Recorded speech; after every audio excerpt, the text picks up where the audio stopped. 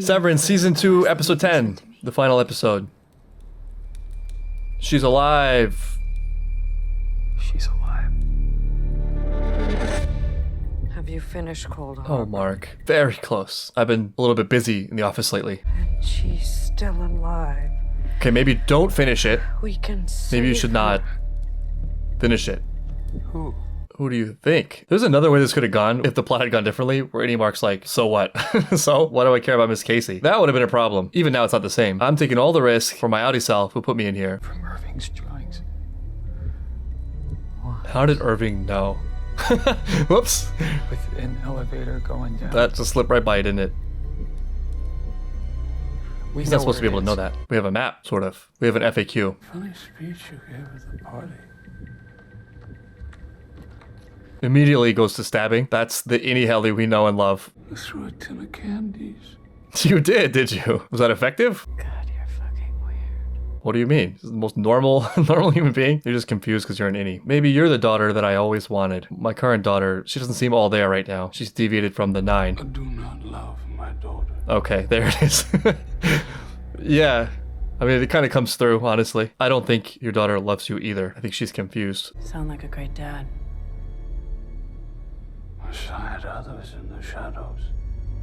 In the birthing center, perhaps? But he wasn't in them either. It's almost like a particular, very specific ideology is not genetic. Forgive me, because this is going to be way out there. My main thesis on the themes of Severance, though this is less true perhaps of Season 2, as we get more into the plot elements of it, is that as we get more technologically advanced, we sort of lose the grounding with something like the core truth of our humanity and our connection with the world, and how that creates cross signals. So like, food is so abundant, we don't even derive pleasure from food, and we think deeper meaning lies in eliminating the food. And since, at least in our era, technology and material gain is where we seem to be able to exhibit the most dominance, we start to think we can solve all problems using that same tool because we know that tool so well. When you practice over and over again using a tool to solve your problems, when problems emerge from that very tool, you will again return to the tool. And so on some weird level, we also think we can ourselves solve for much deeper things that are far above us. Like, we can derive our own meaning. All of our realities and existences are subjective, and we can sort of will what we want into being. Pain is not a symptom that is deeply connected to our origins and roots, and probably a deeper message we need to understand, but it's just something to be medicated away. We lean on perhaps what are more superficial things like pleasure and some vague concept of happiness as the baseline for what the goal of our lives is, which basically puts something really important at the whims of event and our fluctuating emotions, all of which, again, are to be medicated and soothed by the very system that likely led to the problems that are causing pain. Maybe what happened was, for a lot of our history, we were reminded of our helplessness and smallness by just the force of the natural world, but once we overcame the natural world, we forgot that struggle and no longer had a reminder that we are a great but subsidiary force of the forces of the universe. We moved away from those greater concepts, whether it be like respect for nature or deep humility in the face of existence or God, which I'm not even judging. I think it was probably a natural and necessary part of our societal evolution, as those things themselves fell victim to kind of the same sort of weird ideological drift, where it becomes about the thing now, the rituals, the practice, other lower social stuff, group identity, dogma, as I think the whole Egan thing is a great example. But then we're left in sort of this vacuum of meaning with nothing to turn to, except, again, ourselves and our immediate pleasures and the politics or events of the week, mindless distractions, things that all have their place in beauty and utility, but are not really the point and perhaps won't directly point to any sort of deep utility or satisfaction or responsibility, contribution, etc., sort of the higher things that used to be commanded by the humility in service to something greater than ourselves. The reason I say all this in response to the scene is just I'm just struck with like how much the religion of the Egans is itself that same kind of spiritual severancing, but using the guise of that thing as the defense and means of perpetuating its own existence. It really is like a telephone game, you know, like if you're not rooted to something deeply objective, or like as objective as you can get, it doesn't need to be perfect. What you end up with is, imagine you're trying to come to some kind of conclusion about the value and meaning of human life through a game of group ping pong, where you're all hitting the ball back trying to find the perfect location, and while playing over the iterations, you collectively develop some new and advanced and great skill at the thing, but unbeknownst to all of you, you're sitting in a hot air balloon, and someone somewhere in one of their ping pong moves, I guess, has accidentally untethered the hot air balloon from its rope connecting it to Earth, and so it starts to drift into the heavens. So you continue playing, and you get more invested in the game, and you get better at the game. You're developing really complex, high level skills, but the ball has now moved so far away from the original location. You forgot what it was was even 4. And you don't even notice the change because you rose so gradually. And not to be catastrophic, but I feel like I see this sort of moral drift where the conversations and arguments people are having, it's so self-contained to the thing. It's so highly contextualized to the flavor of the moment. Category shifting where I'm in the good category and my opponent is in the bad category. Not even realizing that the categories themselves are subject to that drift. But since we're untethered, we can't even evaluate it correctly. We're just evaluating it based on sort of the mass sentiment at the moment, whatever is one step over the tipping point where it's just the most believed. I can't help but feel like the next stage of human development has to be sort of a recalibrating, a reshifting away from this sort of material focus. Everything is subjective. We are the masters of the universe. We can solve all problems through pleasure. Side note, there may even be no choice in that because I feel like we're already approaching the diminishing marginal returns of innovation. Like how much farther can we really go technologically? What's left? We're pretty comfortable relative to our history. We're not going to like 10x our comfort and back towards something like deepness of values, individual pursuit of goodness, though it would be sort of a cosmic joke if we ended up somehow solving that technologically, maybe through brain upgrades or something. Until I saw him again.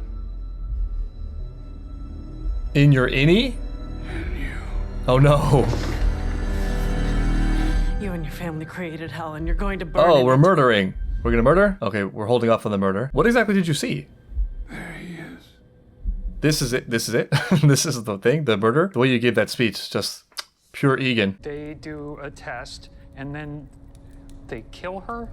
Once that file is done, you'll need to quickly get to the black hole. That seems like a big risk. Can we just not finish the file? I mean, I know it's hard to delay. Once you get down to testing, you'll be your Audi again. Right. This is a switch. So we will explain that to Adi Mark. And take her up to the severed floor. And then you'll But take you over. will guide her. God, it's such a game changer to be able to communicate to both. This opens up the whole thing. I mean, you have the easier job. You just get there, right? Maybe. Depends on what Milkchick is doing. If we can prove that they fucking kidnapped her, it will end them. How does testimony work with Innie and Outies? You need to, like, buy a Lumon device in the courtroom. What happens to us? Oh, you die. Sorry. There's some disincentives here, for sure. Yeah. But it's not death. We can come to the cabin sometimes. We'll bring you to the cabin, Mark. Maybe. You want me to give my life? No. The lives of everyone down there. Okay, this is the card you play. The answer here is reintegration. Once we unravel this web of lies and murder, we then will have the resources to turn our attention to reintegration, and you and Audi Mark can live as one. Ghost in the Shell style. It's really hard to imagine and explain these things, because consciousness itself is sort of an elusive concept. But just on a gut level, it feels right to me that they could both exist simultaneously with reintegration, that it wouldn't be a new person, or that they'd be split. It's like, if you just had all the memories of two people, and anyway you share the same body and instincts and DNA and base characteristics, and same physical location at all times, I think there would be enough of a stable continuity where neither would be dead, if that makes sense. And it's not even like it's extra, it's just sort of catching up, because they've just been splitting the time and the memory, and that just comes back together. And like, yeah, they've diverged a little bit, but also every human has this sort of inner conflict already. Just to save one person you happen to care about. It doesn't have to end your life. There it is. Tell him, Miss Kobelvig. It's a you. Yeah, they can communicate through video messages. That would be excruciatingly boring for the two watching. I would watch both sides twice. Hey. Hi, Mark. I'm. It's me, Mark. Well, I guess you know who I am. I think you've spoken with Devin and Miss Cobell. But the first thing I need to say to you is that I am so sorry. Great move. I had no idea. Lumon told me you'd be happy, that innies are content, and because I took their word for it, you've been living a nightmare for 2 years. You know what else there is here? There's a weird thing about parent and child. It's such a crazy thing to think about, bringing a kid into a world where there's so much pain. In fact, I've heard this a lot over my life. Like, people just don't have kids. Like, why would I bring a kid into a world like this? Like, I've heard that from my own parents. But then it's like, I'm glad you did, because I'm alive and I'm grateful to be alive. It's a major leap of faith. And so many things can go wrong. And so many things can go wrong for you as a parent. And it's weird, because it is maybe an inherently selfish thing, because the person you're thinking about creating isn't a person yet. So it's not for them. They don't exist. When they exist, you can sort of like retroactively take credit for it and love them and say it was for them. But you can't say it was for someone who you don't know yet, right? And yet somehow that doesn't preclude it from being a gift and a great thing, because Innie Mark has life. Also, some of the weird ideas of freedom come into play here, because in the way we would most often think about it, Innie Mark is just a prisoner and trapped and not free at all. But there are sort of tiers to it, right? There's a higher tier where he's free as a living thing. And so he has this range of human experiences and highs and lows, joys and pain. He has consciousness from which he can engage with life. And I imagine there would be certain circumstances where I'm like, that is not worth it, maybe. But specifically in Mark's case, The material level in which he's failed Indy Mark, I think, kind of pales in comparison to the larger gift that he's given. That said, I think the most important thing coming through is Mark's humanity, actually caring about his Indy, recognizing him, and recognizing his own responsibility in this whole thing.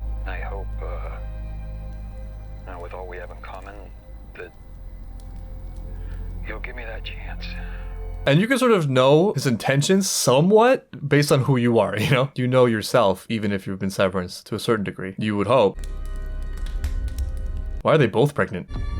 How do I speak to such a great man as myself? A lot of pressure. Hi. I look so excited. He's so eager-eyed. Cute. I never expected to actually speak to you. Holy shit. Right? Let alone get an apology, so...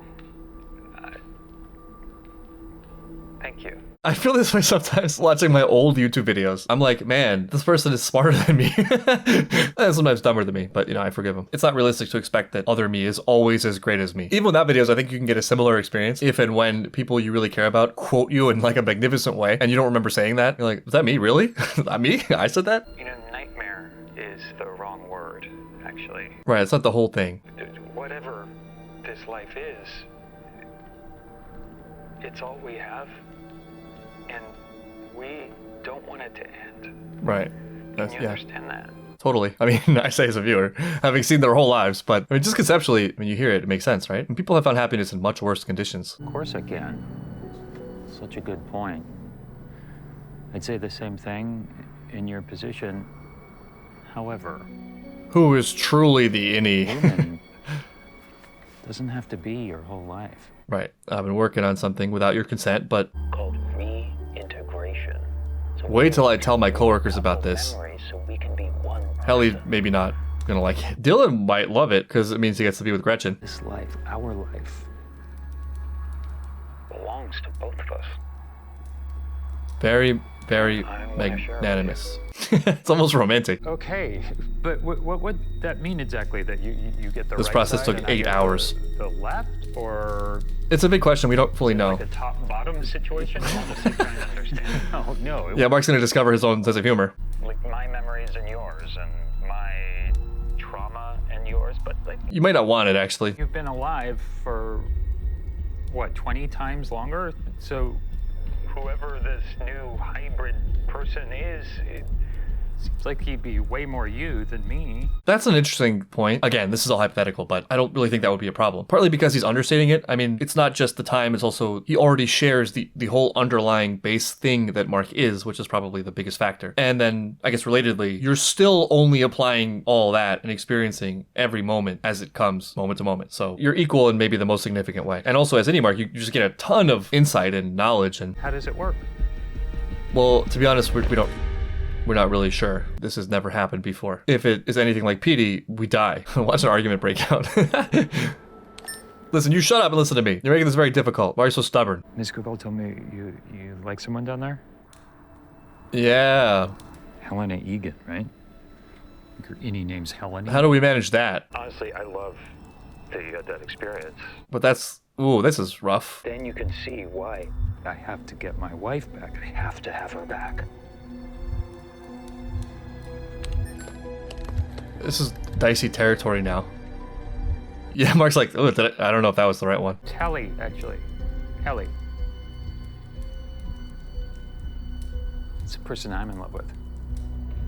Which you'd know if you'd ever taken an interest in my life. Well, I mean, how would I have? You know as well as I do that her Audi won't, like, reintegrate. Yeah, that's a big problem. She would not really like it. And we have some precedent to distrust Audis. Here comes the argument. Whoa! I'm sorry. I didn't mean to... Dude, Stay calm, I'm just dudes. trying to save my wife, okay?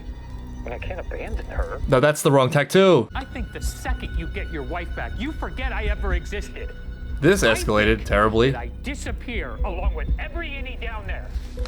Okay, maybe provide some proof? I don't know. No. Whoops. Okay, this is somewhat disappointing. He's a fucking Right, child. and he's being He a won't dick, listen. unlike me. Mentioned reintegration. He basically called bullshit. Well, he's not wrong, right? Let me speak to him. I mean, it's fair to have reservations. Oh boy. I don't know if I trust in Miss Belvig's demeanor, but maybe she could be helpful in terms of assurances about the reintegration. I invented Severance. Sadness. Whoa. Yeah, it's the 4. This we knew also. Malice. Dread. So I think I was right about what each of the 4 represent. They designed those pretty well. The bride was the most confusing to me. So you're saying the clusters are... Her tempers. In a weird way, this like Building confirms blocks that of her mind. their philosophy on the human spirit is right. If they could build technology around it. There are 4 tempers confirmed. Every file you've completed is a new consciousness for her. Wow. Which one was the dentist one? A new innie. Okay. Each room corresponds to an identity.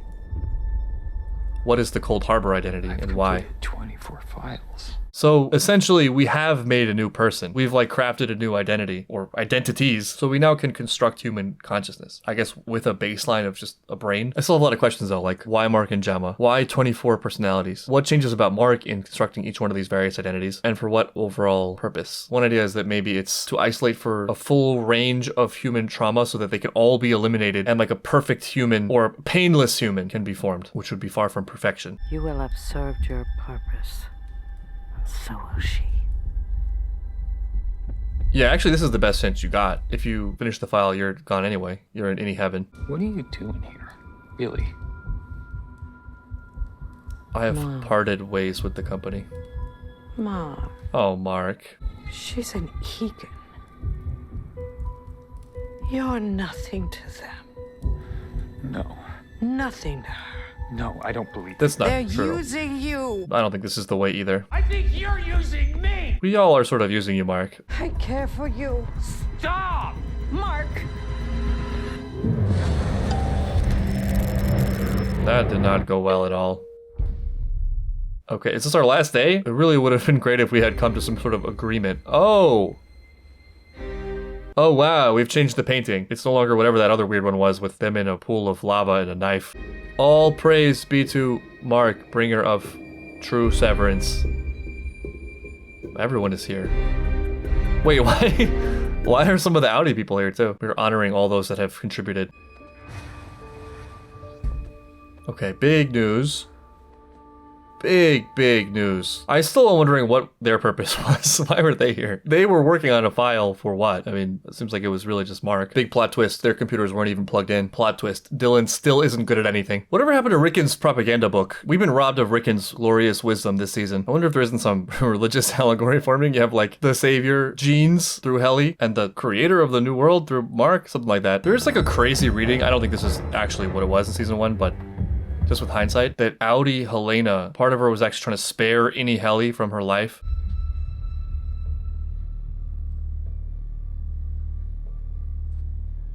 I think it's for you. They could not have made this less welcoming, like less incentivizing to finish Cold Harbor. Red flags all over the place.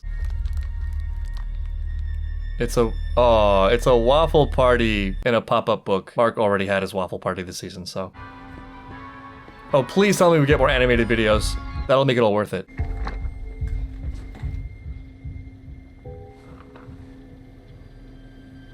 They are so not self-aware about their own creepiness.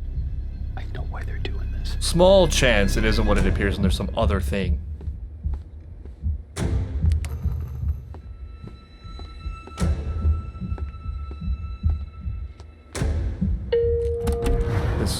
Oh, hello! There you are. Your request was denied. You said no? I mean, obviously. What reason did you have to say yes?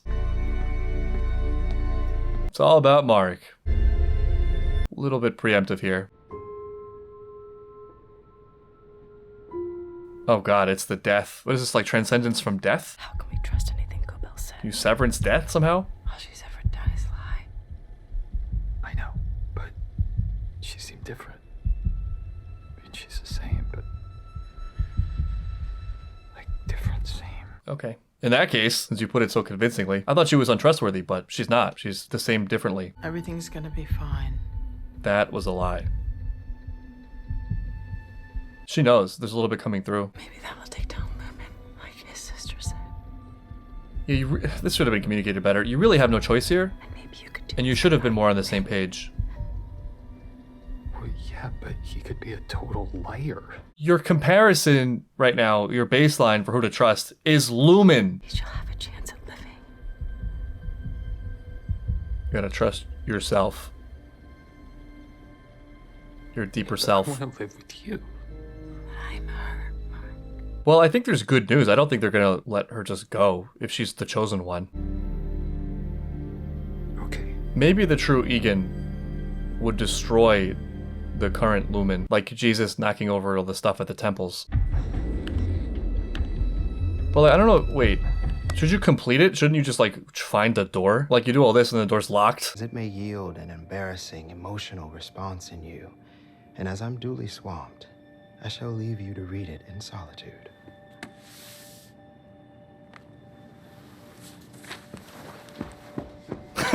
So abrupt. It's bolted.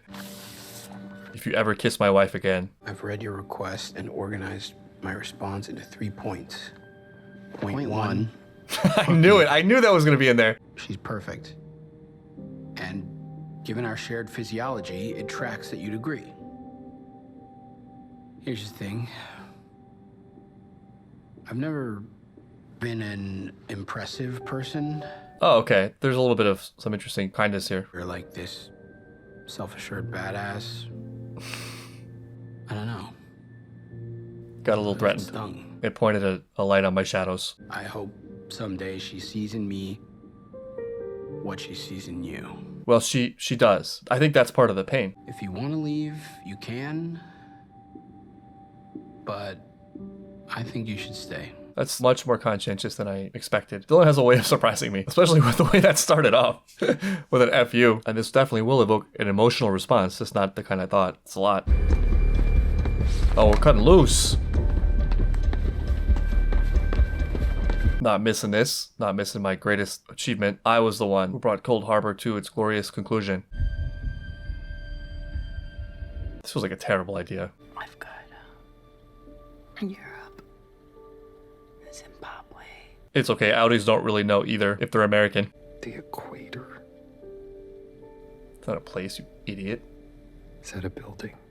Maybe it's just a building that's like so big. That it became a continent.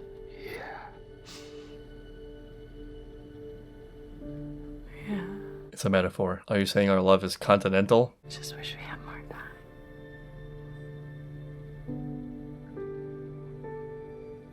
Why does this feel like a series finale? Like, what could you even do after this? I just set myself up for a massive cliffhanger, didn't I?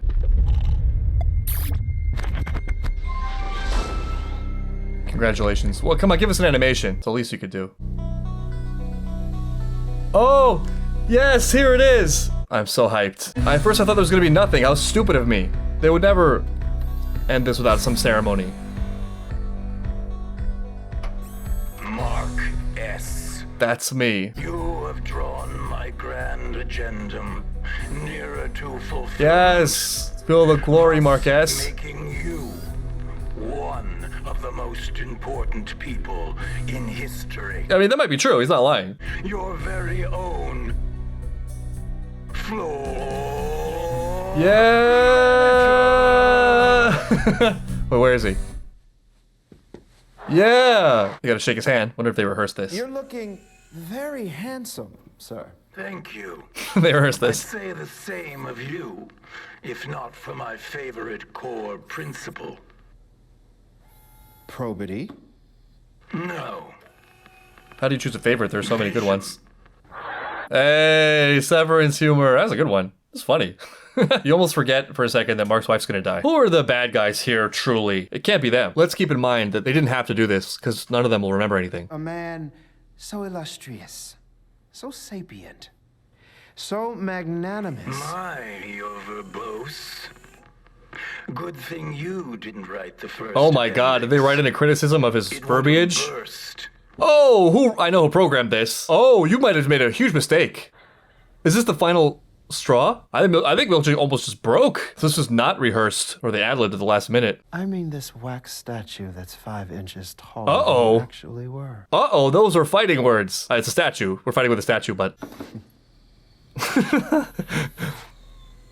Thank you for that feedback. Oh, so they're remote controlling it. Lady and gentlemen of MDR, may I introduce choreography and merriment. Meanwhile, Gemma's dying. For a split second, I thought Milchick was gonna crack, like destroy the place. You can only get at the man for so long. I think also it's largely because I want that to happen.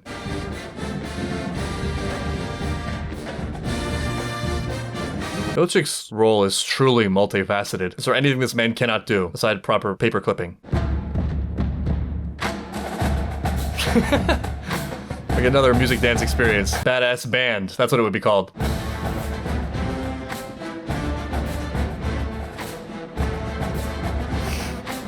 I think they just wanted to bring back the music dance experience greatness. See you at the equator.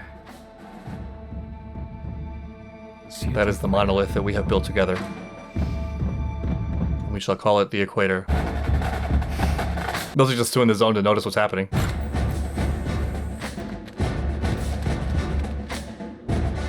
Yeah, good luck following that while you're stressed out. Don't make a single mistake. Is it locked from the outside? Or you just hold it shut? Hey, can I get a little help? Look, we've been waiting a year for this one moment. Might run into Mark. Oh, don't do that. Don't spin around. Wow, Cold Harbor Room is really far away. This is a trek. Oh, it's because they're walking in slow motion. This is the night that you didn't die. I don't know what to make of this. What is this? Oh, what's this? This could be the Lord of the Rings Ghost Battalion plowing through the troops at the end. Suddenly reinforcements from the Goat Division. I didn't recognize her from Game of Thrones at first. It's kind of crazy. Where's Mark? I don't know! Yeah! Dylan to the rescue! We're back. Oh, it's the crib. Maybe not her death after all. Enter the room. Yeah, I'm in the room. This is so oddly specific to me, but I hate that. There are certain places I've lived where it's customary to tell people to hurry up, even when the action cannot be done faster. Or come on, let's go, when you're already out the door. I don't know why it's so annoying. I'm doing it. I'm literally ahead of you, in the middle of it. Could not have possibly gone faster or been more ready. Why do you need to tell me this? You just want to throw your weight around a little bit? Is that fun for you? You want to feel in control? Maybe we finally find out what the goats were for. I mean, I'm still guessing it's sacrifice, but why? Then again, why everything? As it verve, It's a goat. this beast will be entombed with a cherished woman, whose spirit it must guide to Kyr's door. Is it up to the task? Really? It's a goat, again. It just wants to chew on cans and stuff. It wants to go on really high rocks. Chekhov's goat killer? It might not be used on the goat. We've introduced a lethal weapon into the facility. If Mark takes a wrong turn and ends up here, it might end up being serendipitous for that reason. We commit this animal to Kyr in his eternal war against pain. Eternal war against pain, you say? Okay, that's interesting. Just eliminate pain. That'll do it. That'll solve it. Ends up being very Brave New World. How many? How many what? How many what? How many more must I give? Oh, they've been trying this for a while. That might be Mark. Is she holding the gun right now? Oh, he is in the right place. His key isn't working. This isn't the bathroom? I'm leaving, okay? I'm gonna need your key card. I mean, he has your key card that you need. Okay, right in the face. Man, there's a lot of biting in this show. This is just one of the company hazards.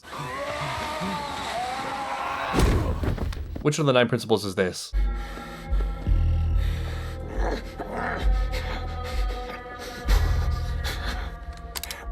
There it is. No more killing. Unless it's you.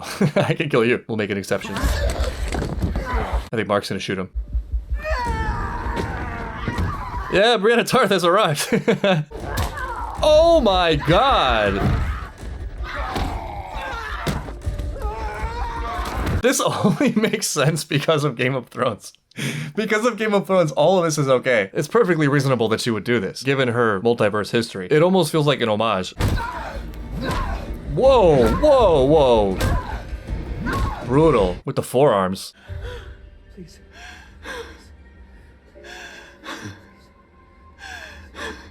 I don't think any viewer would have been like truly upset by that, but that was nice of Mark. But she's doing the Mark activity, which is interesting. Okay, yeah, so we pushed her into all the little elements of trauma. We now know we can create a being that is immune from all human pain, which I guess is weakness. How much are they hurting that, you know, they're so engrossed with this idea? Thank you. It's a good thing we made contact that one time. Emil is the name of the goat. I figured.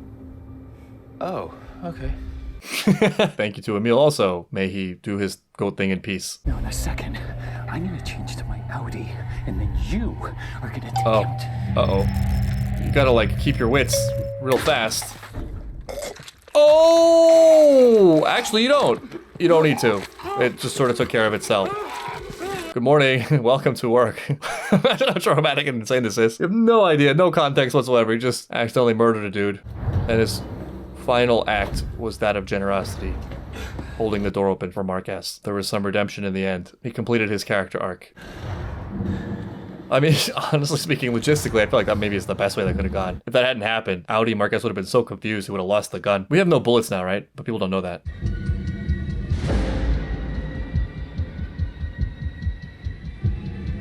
Yeah, this is the darker side of Severance. Milchick's performance reviews. They're not going to be good. Oh my god. Hate to see it happen to my boy Milchick. Our friend Irving is gone, and they want our whole department gone. If he gets out, we're dead. They're gonna turn us off like fucking machines. This is so Egan of her. Help us. How'd you get in here? Jesus. I got a goat gun. Do it. No! Now. No! No! No! No! No! This sort of runs its course. She. Okay, there you go. Wow. Wow, interesting interaction. Oh, okay, maybe that's an idea. Wow, that was clever. It's the craziest day in Mark's life. That's gonna hurt Mark. Jim. But I mean, that all pales in comparison to. But now, if this holds, that is a true testament to the strength of our Severance project. I'm your husband. But I mean, she's been through. Well, I don't know. It's different personalities, so I guess she hasn't been through a million different iterations of stuff. But as far as some of her personalities, at least, her recollection, she has a husband and it's not Mark. Not that her current husband would really be that much of a glue for her to want to stay. I think I'm done with Christmas card husband. We've been married for 4 years. No. And we were.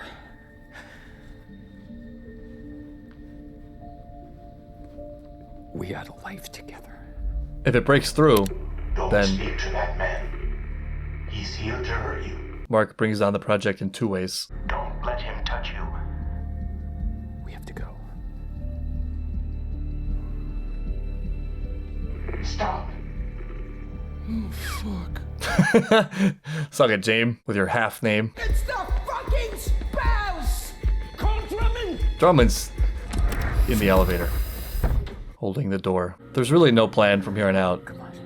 Right. It's a long way to go. Oh. Is it you? Wow, we got it. Wow, amazing.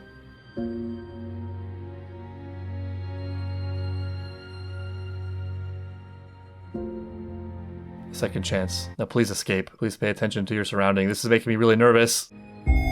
Oh, scared the hell out of me. At least it wasn't like a bat to the back of the head, like I was half anticipating. That means he's succeeded so far.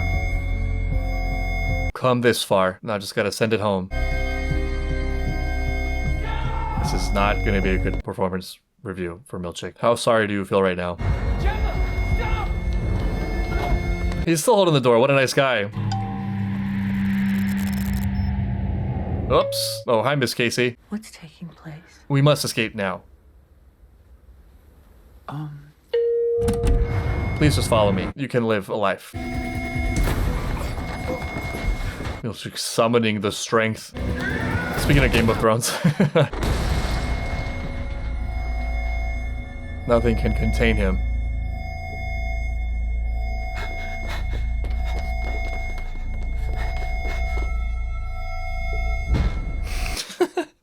love like how animalistic his performance is. Come on, Anywhere but right here. now. Go. He might go back for Helly and Dylan.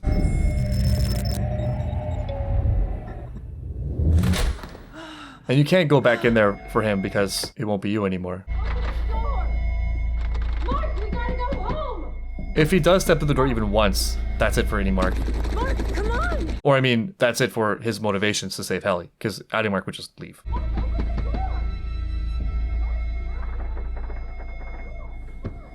Mark!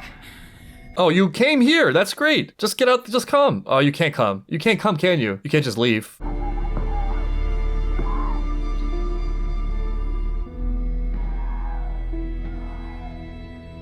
Just totally swap roles here. But what's the plan? This doesn't make any sense, Mark. It's very romantic, but... Like a carousel that's turning. This has got to be the series finale, right? Where are you going? Tell me you have a plan. In the windmills of your mind. Maybe only thing I can think of is the machine room to transport your consciousnesses out. Out to what? No, it doesn't make any sense. Hey Dylan, can you do whatever the name of that procedure was after we get outside so we can re-exist on the outside world? But like, there's no more Dylan. There's no more Office. This is it. This is Endgame.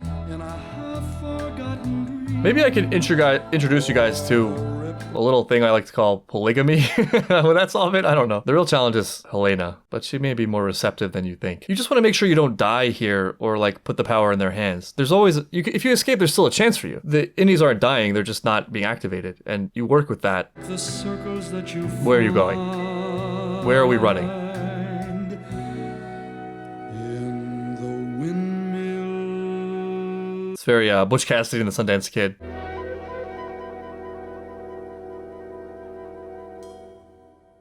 I don't know if they can write themselves out of this hole. It's going to be very difficult. What possible options are there for Mark S. and Helly R. to try to continue to exist in this world now that they've foiled the plans and their existence is no longer necessary? I mean, Gemma survives, but man, has to deal with this now. That was really fun, but I have some mixed feelings about it. Very striking way to end that. I really like, I'm racking my brain for how to resolve this. Maybe I'm missing something, but I really feel like the best move was just leaving because Helly is safe. They cannot kill Helena. That just means Helly's dormant until we figure out another way. You know, just put one foot in front of the other. Take the victory now. Get forward progress. Save Gemma. Trust in yourself, the other half of yourself, and work with what you've got. Because this doesn't seem like it really has a future. But my biggest critique of this episode is I don't like how they did my boy Milchick dirty. He spent a lot of the episode trapped in a bathroom. Looks like it sets up for them to be on a collision course in the hallways, which will be interesting. I'm still holding out some hope that Milchick is kind of the wild card that brings the whole thing down. But like at this point, it looks like it's been brought down, at least this iteration of it. Overall, the finale was very exciting. The rescue of Gemma was really fun, very action-packed and shocking in moments. The Drummond kill was just on a cathartic level, very satisfying. Season 2 as a whole has a lot to unpack. I think we did get some definitive answers, but also leaving room for a larger, broader plot that still remains kind of a mystery. Just based on this season alone, it seems like, you know, the goal of Cold Harbor and Gemma and all that is to be able to create a consciousness with no pain, and you can sort of extrapolate from there that you can then sort of move things around and get it to a point where the Egans can live in kind of this blissful existence. Or maybe a step beyond that, have some sort of Egan spirit reincarnation as a perfect being. But that's kind of outside the scope of season 2, which did answer its own sort of self-contained question about Gemma and Mark and Cold Harbor to a solid degree. So in terms of the plot, I think there's a lot more here than season 1. In terms of the overall quality and artistic direction, season 2, I think, like head and tails above season 1, where they really just went all the way in with the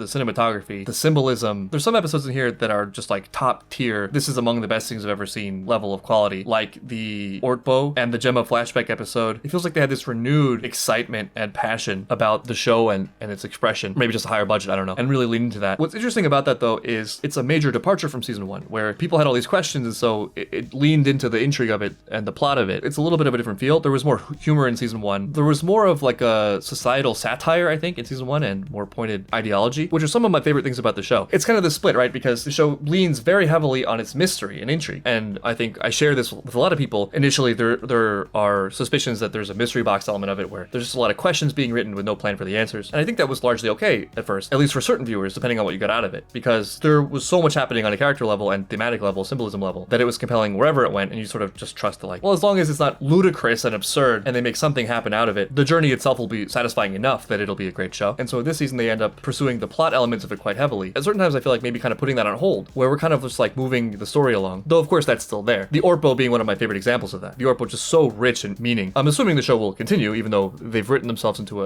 what feels like a very tough spot. What I would love to see is like sort of a hybrid of those two, where we're still developing the plot, but we kind of remember our roots a little bit. I can imagine like a written critique of the show being Severance season 2 severs from itself. A Severance.